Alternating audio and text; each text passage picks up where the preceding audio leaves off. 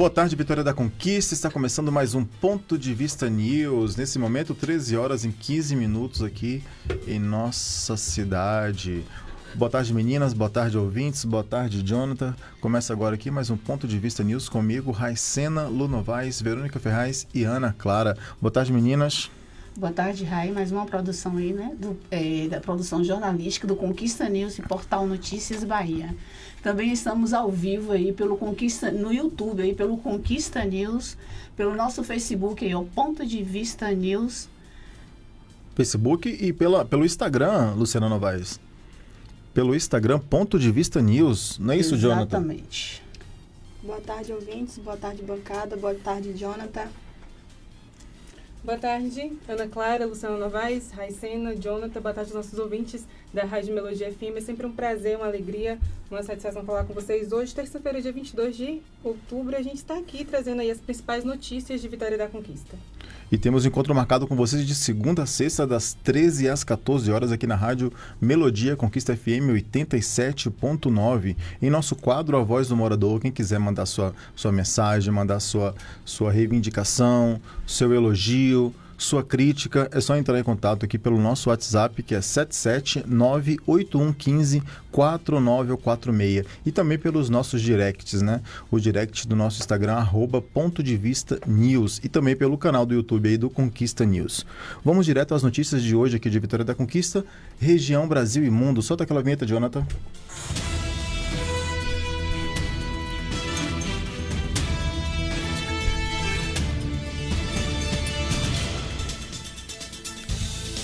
Três homens são presos por tráfico de drogas no conjunto habitacional Lagoa Azul. Na noite de ontem, dia 21, durante patrulhamento nas imediações do conjunto habitacional Lagoa Azul, duas guarnições visualizaram um indivíduo numa moto Honda Pop vermelha, recebendo um material de outro rapaz. Ao avistarem a presença policial, ambos empreenderam fuga. Uma guarnição seguiu em direção à Avenida Paraná em acompanhamento à moto Pop, enquanto a outra seguiu em direção ao conjunto habitacional, onde o segundo indivíduo foi interceptado. Os policiais da outra viatura deram voz de abordagem ao motociclista e durante a busca pessoal foram encontradas com o condutor 6 trouxinhas de substância análoga ao crack, guardadas em uma bolsinha. Indagado sobre a procedência da substância, informou que seria usuário e teria acabado de comprar. Já com outro abordado que havia empreendido fuga a pé e foi interceptado, foram encontradas 24 trouxinhas de crack e 10 trouxinhas de substância análoga à maconha, todos no bolso, além de R$ 360 em espécie. Dentro da residência, além da droga que estava com os abordados, foram localizadas as seguintes quantidades de drogas: 186 trouxinhas de substância análoga à maconha, 140 pedras de substância análoga ao crack, uma porção de crack pesando aproximadamente 50 gramas, 2 porções de maconha para aproximadamente 250 gramas, 2 balanças de precisão e várias embalagens plásticas. Os 3 elementos foram encaminhados para o DIZEP para as devidas providências. Continuando, com as notícias, homem é preso por tráfico de droga após tentar fugir da polícia. A polícia prendeu nesse último final de semana, em Vitória da Conquista, um indivíduo por tráfico de drogas. A ação foi realizada durante a Operação Força Total. De acordo com as informações, o indivíduo acelerou o passo ao identificar a presença da guarnição, tentando fugir do local, momento que foi dado voz de abordagem policial. Durante a busca pessoal, foi encontrado em posse do homem 57 buchas de substância análoga à maconha, uma balança de precisão e um aparelho celular marca Samsung. Diante dos fatos, o indivíduo foi conduzido e apresentado, juntamente com material ilícito em sua posse, à delegacia de Tapetinga para medidas cabíveis. Isso aí, Raicena. A OAB marca a data para eleições da diretoria de Vitória da Conquista. Deve ser uma disputa acirrada. No próximo dia 19 de novembro, os advogados de Vitória da Conquista irão votar para escolher os novos gestores subseção da cidade das Ordens dos Advogados do Brasil para o triênio de 2025 a 2027. Além das eleições nas subseções, a votação na mesma data vai definir os próximos eleitos para a diretoria da OAB aqui estadual, os conselheiros sessionais, conselheiros federais pela Bahia, que atuam na OAB nacional, e a diretoria da Caixa de Assistência dos Advogados. Em Vitória da Conquista, a disputa será entre os advogados Wendel Silveira e Gutenberg Macedo.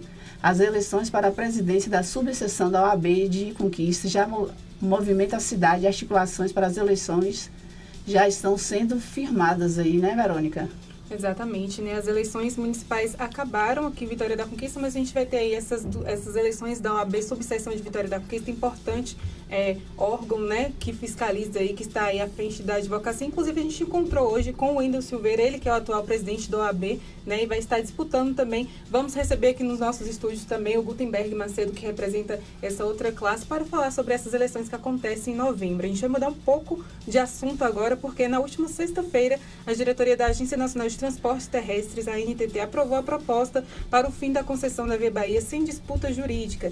A empresa administra os trechos da BR-324 e 116 aqui na Bahia, inclusive aqui no trecho de Vitória da Conquista. O anúncio do fim da concessão já havia sido anunciado em setembro pelo ministro-chefe da Casa Civil, Rui Costa, durante um evento aqui no nosso município. A empresa vai ficar com a gestão das rodovias até o dia 31 de dezembro. Né? A gente já havia falado dessa notícia, inclusive, aqui no Ponto de Vista News. E lembrando que pelos ativos não amortizados, a Via Bahia pode receber 681 milhões de reais, então vai ser indenizada ainda. Haverá um pagamento ainda de 80 milhões como custos pelo encerramento da sociedade de propósito específica e renúncia pelos litígios. Reta final para quitar o IPVA dos veículos com placas 7 e 8. Os proprietários de veículos com placas de finais 7 e 8 devem ficar atentos para o prazo final de pagamento da quinta parcela ou da cota única do Imposto sobre a Propriedade de Veículos Automotores, o IPVA. Para as placas determinadas em 7, o IPVA deve ser quitado até o dia 30 de outubro. Repetindo, para as placas terminadas em 7, o IPVA deve ser quitado até o dia 30 de outubro. Já para as placas com final 8, o prazo vence no dia 31 de outubro. Para quem está pagando IPVA parcelado, também vale lembrar que nos dias 30 e 31 de outubro vencem, respectivamente, os prazos para o pagamento da quarta cota para as placas de finais 9 e 0. Para quitar o IPVA, o contribuinte deve se dirigir a uma agência, um caixa eletrônico ou então utilizar o aplicativo do site do Banco do Brasil, Bradesco ou Sicoob. Basta apenas apresentar um número do Renevan. No próximo domingo, dia 27 de outubro, eleitores de 51 municípios brasileiros vão mais uma vez às urnas, né? Dessa vez para votar no segundo turno para prefeito. Desses 51 municípios, 15 são capitais, dentre elas São Paulo, Belo Horizonte e Porto Alegre, né? E o segundo turno na Bahia, apenas no município de Camaçari haverá segundo turno. Eleitores que desejam justificar o voto no dia da votação e que estiverem nesse município poderão se dirigir a qualquer sessão eleitoral, portando documento oficial de identificação, como foto, e nos demais municípios da Bahia, o eleitor de um dos 51 municípios brasileiros onde haverá segundo turno deve utilizar o aplicativo e-Título para justificar o voto, das 8 às 17 horas, horário de Brasília. Presencialmente, além do município de Camaçari, só poderá ser feita justificativa em 12 cidades da Bahia, onde os cartórios eleitorais darão plantão das 8 às 17 horas, apenas para receber justificativas de ausências ao segundo turno. Vou falar para vocês quais são elas. Salvador, Feira de Santana, Vitória da Conquista, Lauro de Freitas, Juazeiro, Itabuna, Ilhéus, Jequié, Porto Seguro, Alagoinhas, Barreiras e Teixeira de Freitas. Não é isso, Verônica Ferraz? Exatamente. Então é importante aí, apenas na Bahia a gente tem aí Camaçari que vai fazer aí realização do próximo dia 27 de outubro do segundo turno das eleições municipais. A gente vai falar sobre Outubro Rosa, né? Estamos aí como parte da programação do Outubro Rosa no mês de conscientização sobre o câncer de mama. O Colégio Brasileiro de Radiologia e Diagnóstico por Imagem, o CBR, lançou a campanha Radiologia Solidária. A proposta é ofertar exames gratuitos para mulheres de baixa renda em todo o país. De acordo com o CBR, a previsão é de que mais de 50 clínicas de imagens e instituições de saúde ofereçam esse tipo de atendimento até dezembro. Cada clínica aderiu a uma das 3 modalidades disponíveis na campanha, que é ouro, prata e bronze, conforme o tipo de volume de exames a serem disponibilizados. Então é importante, Luciana, lembrando que aqui em Vitória da Conquista estão acontecendo também ações, né, para conscientização, enfim, da realização dos exames aí para o diagnóstico do câncer de mama. Exatamente. Lembrando que a carreta da saúde vai estar aí no Glauber Rocha até o dia 31, né, de outubro, aí dando todo o suporte. Foi uma movimentação durante a semana, junto à Semana do Médico. Sim. O Outubro Rosa, a Secretaria de Saúde aí está em movimento. Raicena, já se encontra aqui em nossos estúdios a delegada, a doutora Gabriela Garrido. Justamente. Daqui a pouco vamos ter entrevista aqui com a doutora, a delegada Gabriela Garrido. Vamos falar sobre o combate ao feminicídio aqui na cidade de Vitória da Conquista. Vamos estar apresentando dados, vamos falar sobre o Instituto TA, sobre a Delegacia da Mulher e também tem um projeto aí, né, que incentiva e que ajuda a proteção dessas mulheres, que daqui a pouco vamos entrar em detalhes sobre o assunto. Em Vitória da Conquista, 13 horas e 25 minutos. Vamos aos nossos comerciais. Ou vocês querem dar mais alguma notícia? Vamos aos nossos comerciais. Muito bem, Ana Clara. Então vamos aos nossos comerciais. Daqui a pouco voltamos com a entrevista com a delegada Gabriela Garrido.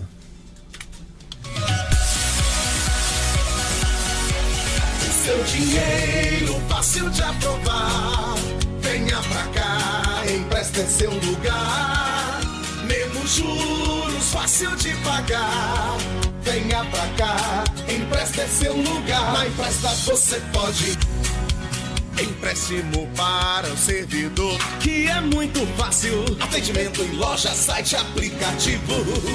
Empréstimo consignado, pensionista aposentado. Na Empresta é sem complicação. Seu FGTS vem sacar, as contas cê vai pagar. A Empresta é a solução. O seu dinheiro fácil de aprovar. Venha pra cá, Empresta é seu lugar. Menos juros, fácil de pagar. Venha pra cá, Empresta é seu lugar. Na Empresta você pode. Para sair do sufoco e resolver sua vida financeira, o seu dinheiro está aqui. Na Empresta você pode. Atendimento nas lojas, site e aplicativo. Temos todas as soluções financeiras para o cliente. INSS, empréstimo para quem é seletista, CLT, servidor e muito mais. Seu dinheiro é na Empresta. Na Empresta você pode. Dinheiro no mesmo dia. Antecipação do FGTS sem parcelas mensais. 100% online. Chame no WhatsApp ou compareça em nossa loja, localizada na rua Maximiliano Fernandes, 63C, Centro, Vitória da Conquista. Siga nosso Instagram, @empresta_VCA. Entre em contato pelo WhatsApp 77 98888 4131, 77 3422 4131. Dinheiro é bom. Na Empresta é bem melhor.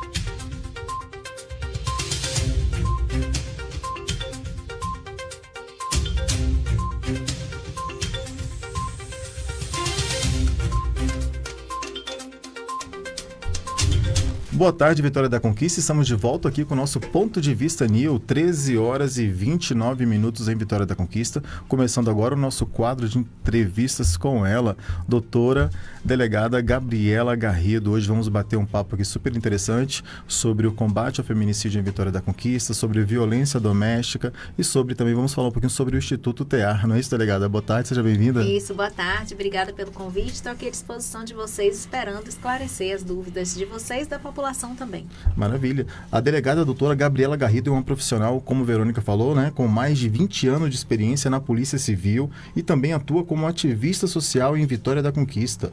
Ela é fundadora e presidente de honra do Instituto TEAR, uma organização dedicada às causas sociais. O seu trabalho tem sido marcado pela defesa dos direitos humanos e a promoção de iniciativas sociais na região. Como delegada, combina sua experiência na área de segurança pública com seu ativismo para contribuir com a comunidade local. E hoje, como eu já falei, vamos falar sobre o combate ao feminicídio em Vitória da Conquista. Não é isso, Luciana? Exatamente, Rai. Eu quero já começar fazendo a pergunta à doutora delegada, a delegada Gabriela Garrido. O Instituto TEAR tem um papel importante no combate à violência de gênero. Quais são os projetos que têm sido realizados pela organização para apoiar as mulheres em situações de risco? Olha, a gente promove ações sociais, mas em relação à violência doméstica especificamente, nós temos o atendimento voluntário de vítimas de violência, tanto mulheres quanto suas famílias. As crianças, a gente tem um pouco mais de dificuldade de obter o voluntariado, porque exige uma formação específica, mas a gente tem uma parceria com o pessoal do núcleo da UFBA e a gente encaminha os casos mais graves.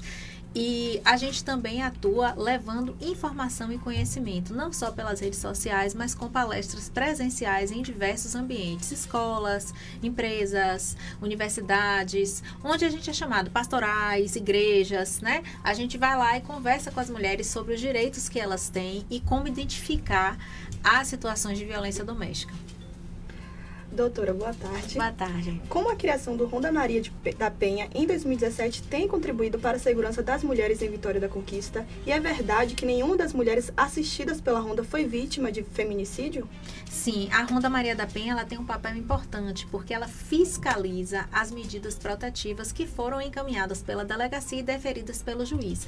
Então, ela faz o acompanhamento dessas vítimas que têm essa medida protetiva para saber se o autor está respeitando a medida, para dizer à mulher como se comportar se o autor quebra essa medida, porque ela precisa ir na delegacia registrar uma nova ocorrência, porque é um crime autônomo, né? E para conversar também com esse agressor, informando o que ele não pode fazer. Então, faz o acompanhamento dessas famílias e remete relatórios à justiça. Queria que a senhora falasse sobre a questão da Lei Maria da Penha, né? 18 anos da lei. A gente tem também, por exemplo, a DEAN, aqui em Vitória da Conquista, que agora está funcionando 24 horas. Como é que a senhora vê esses estágios da lei, né? O presidente Lula, inclusive, sancionou aí uma lei para que exista aí, de fato, recrudescimento das penas, exato, né? Sobre as penas. Queria que a senhora explicasse esses assuntos pra gente. Olha bem, o funcionamento 24 horas também foi previsto em lei. Sim. E aí agora nós estamos atuando de acordo com a lei. Inclusive, eu sou plantonista da delegacia. E o que é que acontece? O recrudescimento das penas é um apelo social grande, né? Mas assim, eu que trabalho, que estudo violência doméstica, eu sei que só ele não é suficiente. Por exemplo, hoje mesmo a gente teve na divulgação, não sei se vocês acompanharam, o cara que matou a ex-mulher e a ex-cunhada dentro da loja. As atraiu, assim,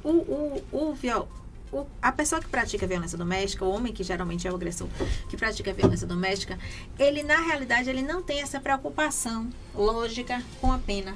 Entende? Porque é uma violência de fundo cultural. E ele geralmente ele não é um criminoso costumais. Ele não tem outras passagens policiais. Ele não é envolvido com outros crimes. Claro que existem pessoas envolvidas com outros crimes que também praticam violência doméstica. Mas é uma parcela minoritária dos agressores. Então, assim, a gente percebe que isso acalma um anseio social. Mas não resolve o problema. Porque o problema é de estrutura social, né? A gente tem uma cultura que fomenta esses crimes. E a gente precisa admitir isso. Primeiro, a gente precisa admitir que existe o problema para depois a gente tratar o problema. E o problema não é só manter o agressor preso, não é só condenar 40 anos. Porque, olha bem, é o que eu sempre falo. Tá, ele vai ficar preso 40 anos, mas a mulher já morreu. Exatamente. A mulher morreu. Não tem, assim, sabe? Chegou no fim. Sim. Então, alguma coisa precisa ser feita antes do crime ser cometido e antes da mulher morrer. Né? E o que é que a gente consegue com isso? O problema é que essas políticas públicas que vão dar resultado são políticas públicas de médio e longo prazo. E, infelizmente, nós temos um perfil, tanto no cidadão brasileiro quanto no político brasileiro, imediatista. As pessoas só querem ver coisas que dê o resultado rápido, que dê aquela explosão. Então, não se investe no tipo de política pública educacional correta para que os casos não aconteçam. Porque, assim, para mim, se eu tenho uma pena enorme, 100 anos, perpétua, sei lá o quê, mas a pessoa já morreu, entendeu? assim, eu não vejo, assim, tanto sentido. Claro que a família quer ver a justiça feita, claro que a família quer ver a criatura presa, porque isso é da nossa condição humana. Nós trazemos em nós esse desejo de sensação de justiça e de sensação até de vingança também, né? Sim. Que, assim, a vingança é tomada pelo Estado, é uma vingança estatal, institucionalizada pela justiça. Mas o que a gente tem que entender é que todo um ambiente fértil existe para que, ainda que existam penas recrudescidas, para que ainda que exista mais polícia, para que ainda que exista ronda, para que ainda que exista várias coisas, as mulheres continuem sendo agredidas. Por isso a importância de denunciar não só a vítima, que às vezes a própria vítima ela tem medo, não consegue denunciar, até por questões psicológicas, dependência emocional, dependência financeira, mas a família, os amigos, vizinhos, eles podem estar fazendo essas denúncias de abusos. Eles podem, mas assim, quando a vítima é adulta, eu indico que a pessoa primeiro tente estabelecer um diálogo com a vítima. Porque se a vítima não quer, é muito difícil para o Estado conseguir levar essa ação adiante. Sim. Por exemplo, no Disque 100 é recebido pela delegacia e todos são apurados, inclusive porque a gente tem formulário, que tem que responder tudo direitinho para Brasília. Então, é tudo documentado, bonitinho. Só que muitas vezes a gente vai até essa vítima e ela fala que é mentira, que a denúncia foi falsa, né? Quando se trata de criança e adolescente ou pessoa incapaz, esses instrumentos de denúncia, eles são fundamentais. Porque uma criança, ela não vai sair de casa e vai sozinha caminhando até a delegacia para prestar uma queixa. Então, ela realmente depende que a sociedade, a escola, alguém tome essa providência por ela.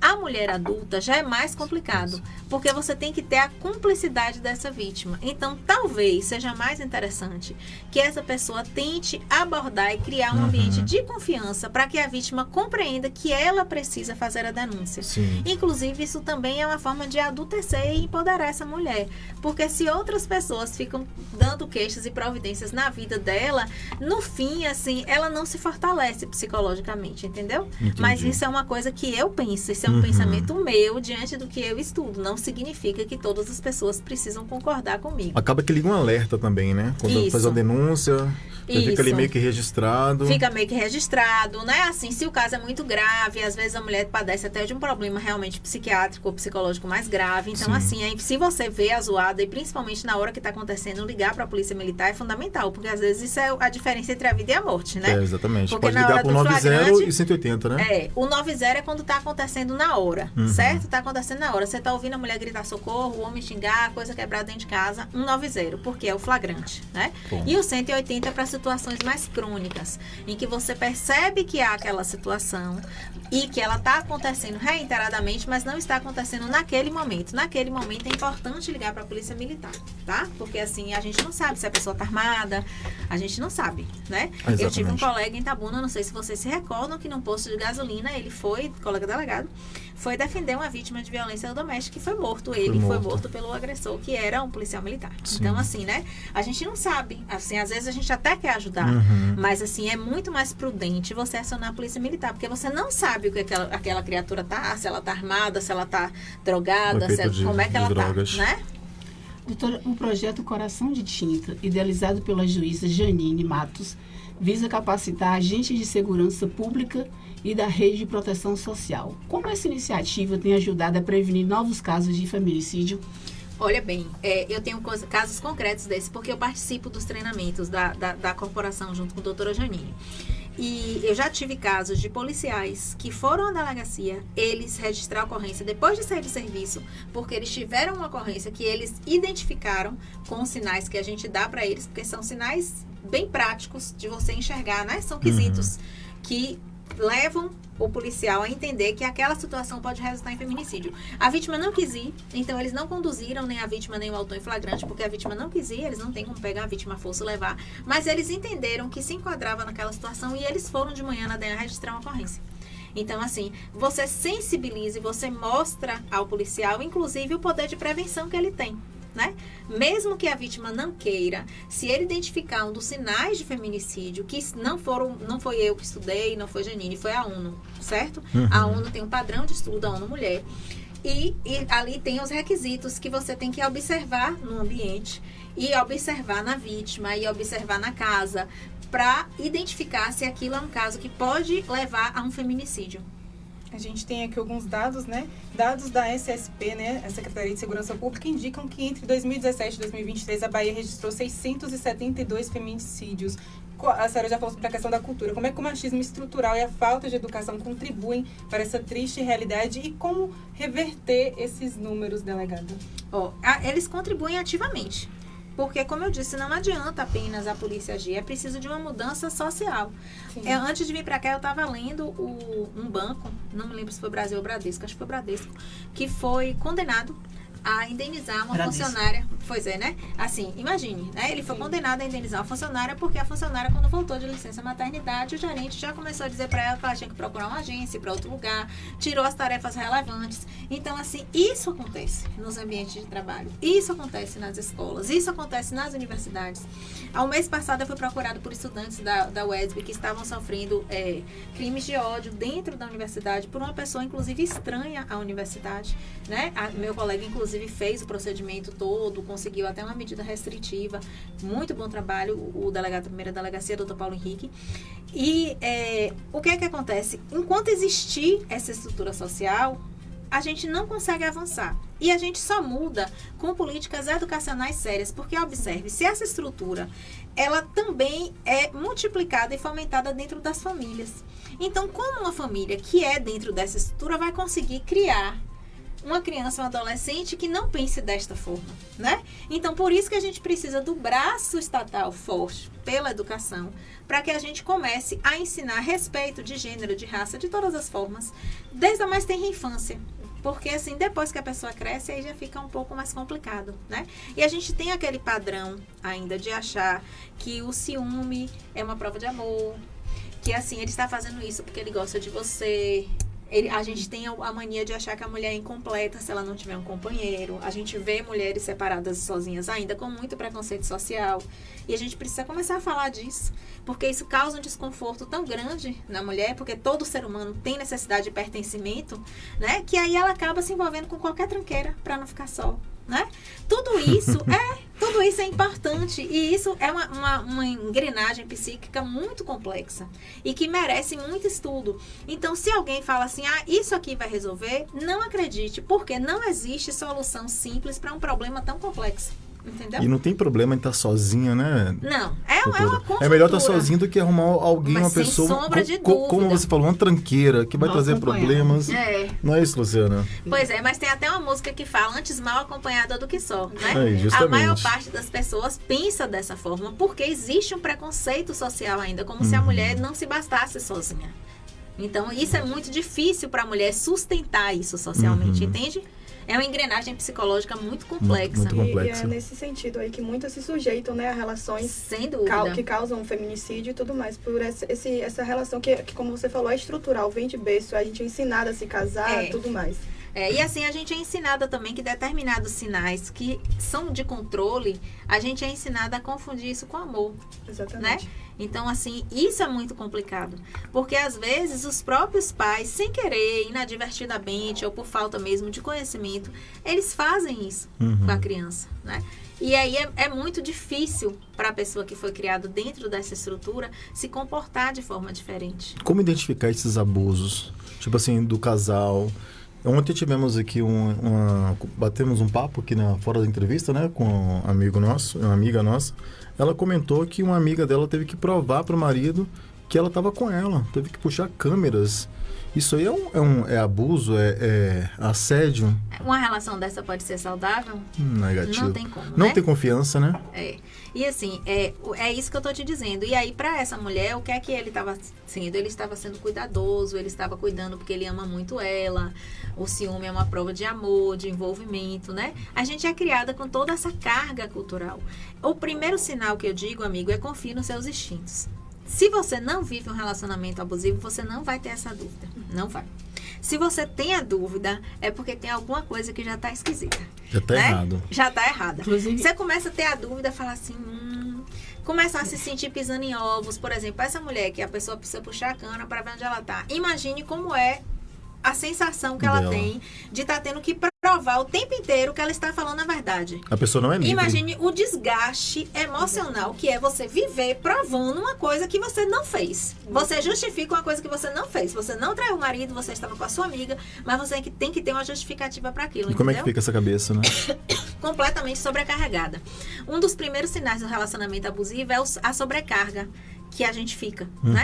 A mulher e o ser humano também, né? Porque homens também vivem relacionamentos abusivos, embora seja minoria, mas tem. Homossexuais também. Muito, né? E aí o que é que acontece? Você tem a sensação de que você tem que controlar coisas que não estão no seu controle. Sim. A sensação de pisar em ovos. Essa sensação, ela é uma sensação muito potente e é um alerta muito grande. Tá? Doutora, inclusive, muitas mulheres ainda têm medo de denunciar por dependência emocional ou financeira. Como isso, como essas iniciativas sociais e apoio psicológico pode ajudar essas vítimas a romper o ciclo da violência? Olha, o apoio psicológico, para mim, é fundamental. Certo? Porque, assim, se a pessoa ela tá abalada psicologicamente, ela não vai conseguir ter força suficiente para sair daquele enredo. Às vezes ela até dá queixa, mas depois ela volta atrás, depois ela volta para o parceiro. Isso é extremamente comum. Por quê? Porque ela não tem o suporte psicológico, nem o suporte social. Muitas vezes a própria família fica contra a vítima. A mãe da vítima fica contra a vítima. Assim, as pessoas entendem assim, mas você vai denunciar, ele é o pai dos seus filhos. Mas ele é um homem bom, ele é trabalhador. Geralmente é mesmo.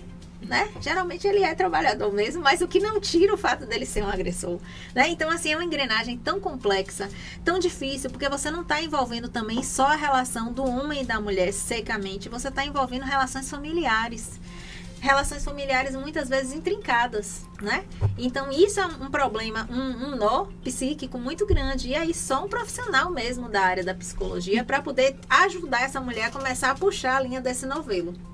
Inclusive, a lei caracteriza o feminicídio como um crime autônomo, né? A senhora poderia explicar essa mudança recente da PL 4266 de 2023 e a importância do aumento da pena para o crime cometido contra mulheres?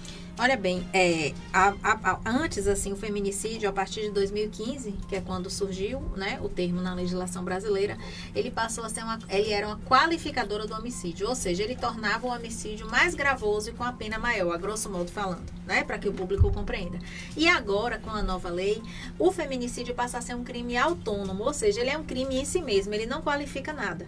Isso tem uma função didática, principalmente para colher dados estatísticos, porque muitos estados, eles colhem os dados de feminicídio, como é uma qualificadora, e uma qualificadora é uma coisa que eu posso colocar ou não, de forma errônea, né? Então, não ficam os dados reais que nós temos. Nós sabemos que, na verdade, então, são muito pode mais ser crimes. Mais casos. Não, todos os crimes de violência contra a mulher e criança e adolescente, o que a gente vê, amigo, é só 40%.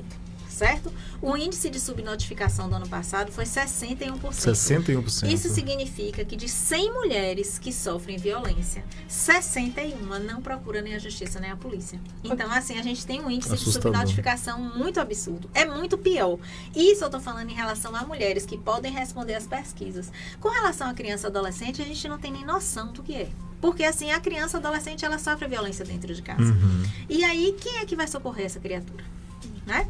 Só quando o caso fica grave, ela desenvolve um problema de saúde, ou alguma professora mais atenta, ou ela fala para algum coleguinha. Mas mesmo assim é uma situação muito difícil. A senhora falando sobre essa questão de mulheres que não denunciam. A gente tem informações, a gente entrevistou inclusive a advogada, né? Alexandra, ela falando sobre o atendimento a essas mulheres. Infelizmente, a gente tem uma cultura que até o próprio poder público que deveria acolher essas mulheres. Pratica a violência institucional. Sim. Então, assim, eu queria que a senhora falasse sobre o suporte psicológico social para as vítimas de violência. A mulher sofreu uma violência, vai procurar a delegacia. Como é que funciona esse envolvimento, né? Para acolher essa mulher? Os profissionais da delegacia, eles são treinados para poder fazer essa recepção, certo? Atualmente eu não estou na titularidade, eu não sei lhe explicar como é que está sendo esse treinamento. Sim. Mas sei que a cidade de Vitória da Conquista tem um órgão que se chama CRAVE, que é o Centro Albertina Vasconcelos, que faz esse acolhimento psicossocial dessas mulheres. E para isso, inclusive, as mulheres nem precisam ir na delegacia. Se, por exemplo, elas não querem ir na delegacia, elas querem primeiro ter um atendimento psicológico, conversar, elas podem ir ao CRAVE, que fica ali perto da CID do Lamantão, naquela região. Sim. Né? Então, elas podem ter esse atendimento lá. E assim, é muito importante, porque às vezes a mulher ela só quer saber o que fazer. Não é na primeira vez que ela vai à delegacia que ela vai denunciar, né? Ela quer saber, ela quer amadurecer a ideia, né? Tem umas que vão denunciar a primeira vez, mas tem outras que não, né? Tem outras que existem outras coisas em jogo e tem determinados tipos de violência que não são a violência física, em que a mulher, às vezes, ela tem dúvida se aquilo é violência ou não. Então, ela precisa que o profissional a oriente com relação a isso. Doutora, sobre a medida protetiva, né? É uma ferramenta essencial no combate à violência doméstica. Qual é a importância de incentivar as mulheres a denunciarem? E quais são os canais de denúncia? Tem o 180, como já falamos, o 190. E como pode auxiliar na prevenção desses novos casos? Olha, eu acho que a cidade que tem DEAN, a melhor coisa que você tem a fazer é ir na delegacia e registrar uma queixa. Quando não tem DEAN, você registra na delegacia diária. Pode ser que você não tenha o melhor atendimento do mundo, pode ser que você tenha, né? Isso é uma incógnita, porque vai variar de profissional para profissional. Tem profissional que tem mais afinidade com a matéria e as delegacias menores, a gente atende toda sorte de coisa. Eu trabalhei em delegacia pequena praticamente a vida toda.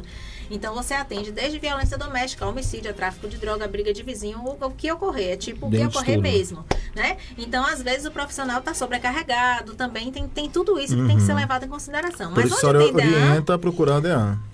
Oriento que se for numa cidade como Vitória da Conquista, que tem DEAN, que você procure a DEAN e você esclareça as suas dúvidas.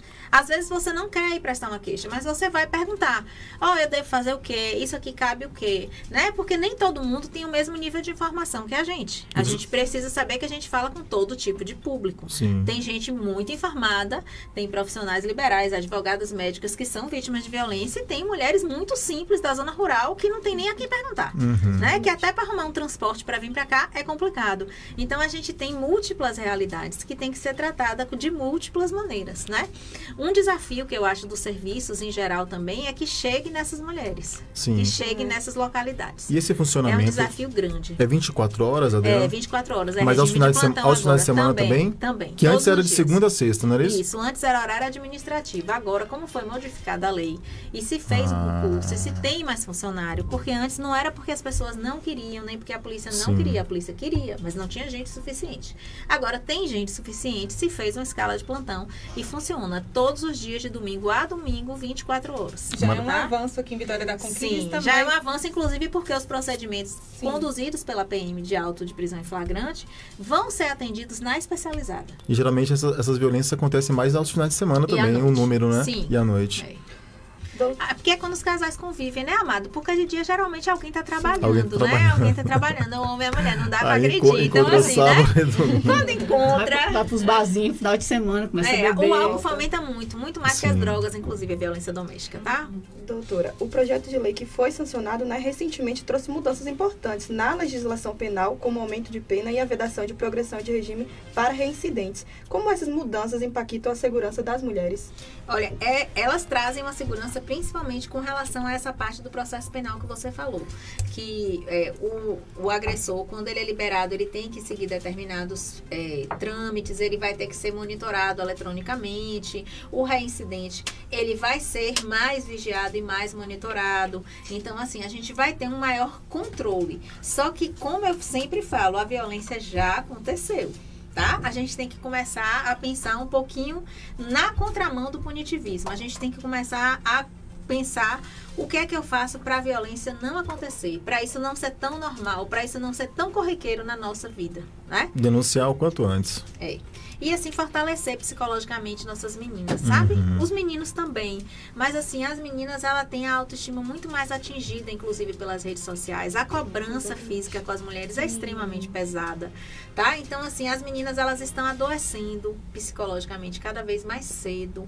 Tá? Tem um vídeo que eu vi outro dia dizendo assim que meninas de 8 anos estão acordando mais cedo para ir para a escola para fazer um skincare. Gente, pelo amor de Deus. 8 anos eu não sabia nem o que era um skincare. O que é skincare, pelo amor de Deus, né?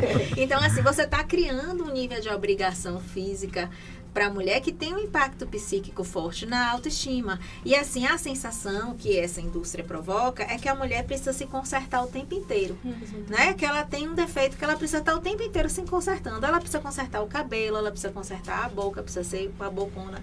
Ela precisa ter o olho assim, puxado, assado. Então, assim, é como se sempre tivesse alguma coisa na gente que não tivesse em consonância. Então, isso influi na autoaceitação das meninas. E como eu disse, o pertencimento é uma necessidade humana, tá? Então, assim, para se sentir pertencente, aquela menina se enquadra naquele sistema. E isso faz com que ela tenha a autoestima cada vez mais enfraquecida e esteja sujeita à manipulação emocional de uma forma muito mais contundente. Inclusive nessa nova geração, né? Tudo é tela, são influências digitais, são filtro, falsas realidades. Tem gente, vocês já passaram por isso? Porque eu já vi gente que assim, que eu vejo a foto no WhatsApp, outra sei pessoa. lá onde. Quando eu vejo a pessoa, eu fico tipo assim, não sei. Assim, a gente fica sem nem saber com quem a gente tá lidando, porque o povo tá ficando muito problemático, entendeu? Tá difícil. Doutora, falando ainda sobre a questão do TEAR, né? Do Instituto TEAR, você enfim, uma organização dedicada a causas sociais, seu trabalho tem sido marcado pela defesa dos direitos sociais. Fala pra gente, né? Como é que surgiu esse instituto, qual a importância, como é que acontece? A gente sempre fez esse tipo de trabalho, eu sempre fiz. Carol, por exemplo, que é minha parceira no instituto e também no conjunto, ela fala pra mim, que ela, tem até um vídeo na minha rede social, que ela fala assim, que a primeira vez que ela viu uma palestra minha foi quando ela tinha 15 anos, ela tem 30. Né? Então, assim, eu já faço isso há muitos anos. De frequentar a escola, de frequentar locais e de tentar levar, porque, assim, informação, amada, é cidadania, sabe? Então, se a pessoa não conhece seus direitos, ela não conhece os serviços que são oferecidos, ela não tem como utilizar e ela não tem como cobrar. Então, cabe a quem sabe mais, na minha opinião, ensinar a quem sabe menos, né? E assim, levar esse tipo de informação. E a gente sempre fez. E essa rede foi aumentando quando eu assumi a DEAN.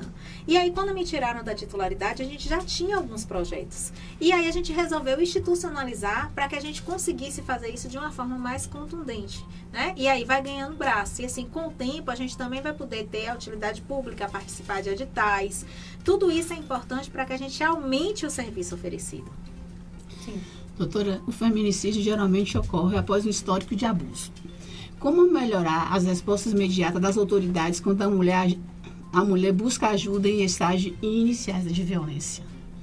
Eu acho que a resposta não é ruim, não, amada. A maior parte das mulheres que são mortas por feminicídio, elas nunca tinham procurado nem a polícia, nem a justiça. Entendeu? Por quê? Porque quando procura, isso já inibe um pouco. Por que inibe um pouco? Porque se você é casada com ele, e aí, ele lhe faz alguma coisa. Você presta queixa. Daqui a 15 dias, você aparece morto. Adivinha quem eu vou procurar? Entendeu? Então, assim, é uma coisa muito, muito lógica. Que você vai procurar a pessoa que tinha problema com a pessoa que morreu. Tá? Mas, muitas vezes, não tem esse registro.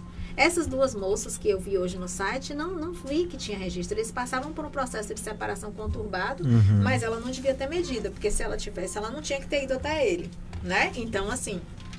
Teve um caso recente aqui em Conquista, né? Que um senhor matou a esposa e logo depois matou a sogra e tirou a própria vida. Imagine, né? Que coisa terrível. Já tinha alguma denúncia contra ele? Não, eu acredito que não tinha, não. Não tinha. Eu acho que a sogra, ele era contra o relacionamento. A sogra não era a favor do relacionamento e aí ele, sei lá... Ele já tinha problema com a primeira mulher, né? Sim, ele que até o filho do primeiro casamento se posicionou. Que ele já tinha uma medida protetiva, né? Então, você vê que a causa não é a vítima. É o perfil do agressor mesmo, assim. Sim. Se ele mudar de mulher 10 vezes, ele vai continuar tendo aquele comportamento. Até que ele se conscientize e queira mudar, né? Que é o mais importante. Porque qual é a grande característica do agressor doméstico? É culpar outras pessoas pela sua própria atitude. Então, a culpa é da mulher, da roupa da mulher, porque ele se estressou no serviço, porque ele bebeu, porque ele se drogou, ou seja, a culpa está sempre fora dele. E quando a culpa está fora da gente, a gente não consegue mudar. Quando a gente sabe que o defeito é nosso, pra gente mudar, às vezes é coisa de uma vida. Agora, você achando que a culpa é de todo o seu entorno, menos sua, que você está certíssimo, coberto na razão, não vai mudar, né? Ele só vai mudar. Essa pessoa já tem um problema, né? Ô, doutora, a DEAN tem recebido apoio suficiente do sistema de justiça e de outras instituições para lidar com a violência contra a mulher? Sim, eu acho que agora a gente tem 2 varas de violência. Eu estava afastada por conta do período eleitoral. Então, assim, eu não sei te dizer exatamente como está isso. Mas com 2 varas, eu creio que está bem tranquilo, né? Com uma só, a gente já tinha bastante interação. Era um trabalho de muita parceria. A doutora Juliane, que era a juíza da vara, uma juíza muito afetiva, assim, muito trabalhadeira mesmo. Então, assim, a gente nunca teve esse tipo de problema aqui, não. Pelo menos não que eu saiba. A senhora... Desculpa, pode falar. E como tem sido a parceria entre o Judiciário e o Ministério Público? Todo mundo trabalha, o trabalho de DEAN é um trabalho de rede. Então, todos os entes dessa rede, eles precisam estar com a comunicação azeitada para que o trabalho aconteça, né? Para que exista essa informação dos casos mais graves, né? E como hoje é tudo online, então assim tá bem fácil. O sistema da polícia atualmente é todo online, e o sistema da justiça também. Vai de um direto para o outro, então não tem por que ter embarreiramento nenhum. Eu queria que a senhora falasse, a senhora citou a questão das crianças, a gente teve o caso Sachira, que é muito conhecido aqui em Vitória da Conquista, mas como é que funciona essa rede para adolescentes, por exemplo? A senhora já está falando, né, sobre... Sachira já era adulta e ela foi vítima de violência doméstica também. Mas, assim, em relação às crianças, a gente tem o núcleo da criança e adolescente, o complexo de escuta protegida, tem vara especializada também. Mas a dificuldade das crianças não é depois que a denúncia é feita, é que essa denúncia chegue ao poder público. Por quê? Porque, assim, quem é a figura de referência da criança? O pai e a mãe, que geralmente é quem abusa, né? O maior abusador, estatisticamente, é o pai biológico. Então, assim, é muito complicado que isso chegue publicamente. Quando chega, é porque já está num grau, assim, bem difícil, tá? Porque, muitas vezes, a relação intrafamiliar, ela é feita de uma forma que é da mesma forma quando se dá os assédios dentro das empresas. Ao invés da pessoa concentrar em quem praticou o assédio, a pessoa concentra na vítima. Ela concentra todas as suas forças na vítima. Então, é como se a criança ter dito fosse a culpada e não o adulto ter feito, né? Infelizmente, isso é uma engrenagem psíquica extremamente perversa que se repete em diversos sistemas sociais. E isso faz com que a criança também demore de falar disso com outras pessoas, porque ela sente como se o erro fosse dela. Sobre a Ronda Maria da Penha, né, criada desde 2017, as mulheres assistidas pela Ronda não foram vítimas de feminicídio. Isso confere? Eu acho que sim, amigo. Eu não tenho dados atualizados, mas se foi a Ronda que passou, confere. Sim. Doutora, a gente falou, né, no início que são 20 anos de experiência aí que a senhora está como delegada. Quais foram, né, os principais desafios que a doutora enfrentou ao longo desses 20 anos? Ô, amigo, primeiro, assim, que você está numa instituição policial, você está num ambiente altamente machista, porque as instituições, elas reproduzem as mazelas sociais, né? Então, assim, principalmente no início, a gente enfrenta bastante preconceito por ser mulher mesmo, tá? E o resto é a questão do próprio sistema, que precisa de atualizações e de avanços, e às vezes você quer fazer, mas você não consegue fazer tudo que você quer. Entende? Agora, eu acho que uma coisa muito importante que eu aprendi desde muito cedo, que na realidade eu trago assim da minha juventude mesmo, porque eu sempre fiz trabalho social, é você ter o apoio e a confiança da comunidade para a qual você presta serviço. Isso é fundamental para a execução de qualquer trabalho. Porque se a comunidade para a qual você presta serviço não tem confiança em você, né, você tem que rever os seus conceitos. Doutora, queremos aproveitar e agradecer aqui a sua vinda aqui ao nosso programa. Espero ter esclarecido o máximo possível. Queremos poder contar com você novamente aqui no nosso programa, não é isso, Luciana Novaes? Sempre que quiserem. Exatamente, Rai. Olha, tem tanta pergunta que vou deixar guardada para a próxima. Pode deixar. Para a próxima visita da doutora aqui, viu? Com certeza. É porque o tempo é pouquinho, é rápido, né? E o assunto flui. Isso, 30 e poucos minutos. Agora, as considerações finais, qual a mensagem que a senhora pode deixar aí para essas mulheres que estão passando por momentos delicados nesse momento, estão sofrendo assédio, abuso, violência doméstica? Procure ajuda, sabe? O problema não está em você. Isso tem que ser um mantra para a mulher. O problema não está em você. Procure ajuda, 180 190, ou diz que 100 também. E tem um CRAVE. CRAVE, que é o Centro de Referência da Mulher, que fica ali na lateral da CID, perto do Lamantão. Sabe aquela escolinha de futebol que tem ali em frente ao Lamantão? Pronto, é muro com CRAVE. Lá tem atendimento psicológico e social para as vítimas e não precisa passar pela delegacia. Toda vítima que vai na delegacia é encaminhada para o CRAVE. Mas essa ordem pode ser invertida. A pessoa pode ir primeiro no CRAVE sem problema, porque tem gente que tem um certo preconceito contra a delegacia, né? o estigma da polícia e tal. Então, de repente, ela pode se sentir mais à vontade indo no CRAV primeiro, não tem problema nenhum, tá? É isso aí, a mensagem foi dita, foi dada. Queremos agradecer aqui a audiência de todos os nossos ouvintes e amanhã estamos de volta com o nosso programa Ponto de Vista News. Obrigado, meninas, obrigado, bancada, obrigado, Jonathan, obrigado, doutora, mais uma vez. Obrigada a vocês também pelo convite, boa tarde. Lembrando, Raicena, que amanhã estará conosco aqui no estúdio o cantor Léo Preto, que vai estar aqui falando um pouco sobre a carreira dele, sobre a história e muitas novidades vindo amanhã ainda. Pronto, amanhã é dia de rock, música, bebê. Valeu, gente.